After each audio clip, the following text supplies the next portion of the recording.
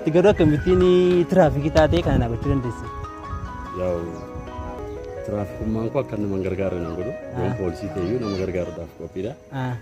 Itti dabalee immoo nama gargaaru akkasitti rakkataadhaaf gadduu immoo Dambidolloo irraan bare hawaasa Dambidolloo hawaasa nama gargaaru hawaasa jaalalaa hawaasa isa rakkateef gaddu waan ta'eef innis hawaasicha keessatti yeroo dheeraan dabarsatti kana bareera kanaaf jedheensi gargaara. Galatoomii.